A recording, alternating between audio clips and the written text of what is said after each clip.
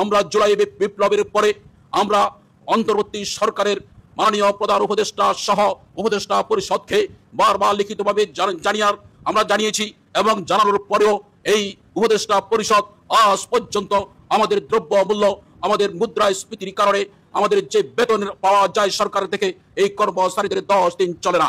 প্রিয় ভাই ও বোনেরা, আমরা বারবার চেষ্টা করেছি উপদেষ্টা পরিষদকে বোঝাবার জন্য।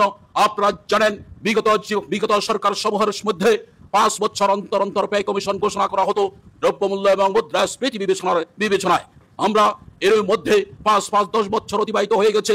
এর মধ্যে আমাদের দ্রব্যমূল্য এক বছরে বারবার ঊর্ধ্বগতি হয়েছে, মুদ্রাস্ফীতি ঘটেছে। আমরা আজকে যে বেতন পাচ্ছি বাজারে আমাদেরকে 10 দিন আমাদেরকে এই টাকা দিয়ে আমাদের 6 সদস্য পরিবার আমাদের কোনো অবস্থাতে চলে না। বৃদ্ধ পিতামাতা, 2 সন্তানের পড়াশোনা, বৃদ্ধ পিতামাতার চিকিৎসা সহ ভরণ পোষণ, আজকে আমরা এই দেশে বেঁচে থাকাটা আমাদের জন্য একেবারে দুঃসহ হয়ে গেছে। আমরা বারবার অনুরোধ করছি আমাদের মাননীয় প্রধান উপদেষ্টা আপনাকে লিখিতভাবে জানিয়েছি, আপনি অবিলম্বে আমাদের বেতন কমিশন ঘোষণা করুন এবং বেতন কমিশনের সাথে সাথে যাচাই বাছাই করার এই সুযোগ সময়টুকু অতিবাহিত হওয়ার সময় অন্তর্বর্তী সময়ের জন্য আমরা 50% মহার্ঘ ভাতা দাবি করেছি। এই মহার্ঘ ভাতা অবিলম্বে দেওয়ার জন্য বারবার আমরা আন্দোলন সংগ্রাম রাজপথ আমরা অবস্থান করেছি।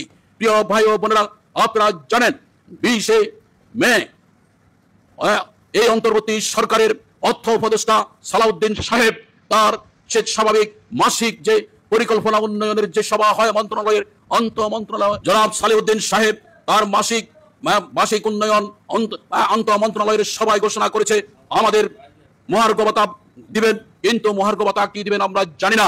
যদি মহার্ঘ ভাতা 11 থেকে 20 গ্রেডের কর্মচারীদের জন্য 50% ঘোষণা না করা হয় তাহলে এই কর্মচারীরা দেশের উন্নয়ন সহ তাদের দায়িত্ব পালনে 6 সদস্য পরিবার নিয়ে তারা দিনাতিপাত করতে পারবে না। প্রিয় ভাই ও বোনেরা, ইতিমধ্যে আমরা আশ্বস্ত হয়েছি আমাদের অর্থ মন্ত্রণালয় মাননীয় প্রধান উপদেষ্টা এবং অর্থ মন্ত্রণালয়ের মাননীয় অর্থ উপদেষ্টা সালাউদ্দিন সাহেব সহ যে ঘোষণা জাতির উদ্দেশ্যে মহার্ঘ ভাতা নিয়ে দিয়েছেন, আমরা যেন হতাশার মধ্যে না থাকতে হয়। এই কর্মচারীরা যেন মোটা চাল মোটা কাপড় পরে ডাল ভাত খেয়ে যেন বেঁচে থাকতে পারে, মানসম্মত তাদের বেতন বৃদ্ধি না হলে তারা আবার সেই অবস্থাতেই থাকবে। অতএব কারণে দুর্নীতি সহ দেশের উন্নয়নকে সফল করার জন্য আমাদের এই কর্মসূচিকে যাচাই বাছাই করে আমাদেরকে একটা সুষ্ঠু এবং পরিকল্পিত এবং 6 সদস্য পরিবার কোন রকম বেঁচে থাকার জন্য যদি বেতন বৃদ্ধি না করা হয়, মহার্ঘ ভাতা ঘোষণা না করা হয়, তাহলে আমাদেরকে বেঁচে থাকা দুঃসাধ্য হয়ে যাবে। প্রিয় ভাই ও বোনেরা, ইতিমধ্যে এই অন্তর্বর্তী সরকারের পক্ষ থেকে যে অশনি সংকেত আমরা দেখতে পাচ্ছি, একটি কালো আইনের নামে জনপ্রশাসন এবং আমলারা যে পায়চারি করছে, এই কালো আইন যদি কোনো প্রকারে প্রকাশিত হয়, এই কালো আইন কণ্ঠরোধ করার আইন, এই কালো আইন বিনা নোটিশে কর্মচারীকে হয়রানি করার আইন, এই কালো আইন যখন তখন কর্মচারীকে দাসত্ব করার আইন, এই আইন যদি জনপ্রশাসন সহ কোনো আমলার হাতে যদি তৈরি করা হয়, এই আমরা ইউনূস সরকার একটি ভালো মানুষ ডক্টর ইউনূস সারা পৃথিবীতে তার যে সুনাম রয়েছে, আমি মনে করি এই আমলারা পরিকল্পিতভাবে ডক্টর ইউনূসের সুনাম ক্ষুণ্ণ করার জন্য এই কালো আইন তৈরি করতে যাচ্ছে। এই কালো আইন যদি কোনো প্রকারে ঘোষণা করা হয়, সারা বাংলায় টেকনাফ থেকে তেতুলিয়া আগুনের লেলিহান শিখা জ্বলিয়ে উঠবে। কোন অবস্থাতে এই আইন আমরা প্রকাশ করতে দেব না, এই আইন বাস্তবায়ন করতে দেব না।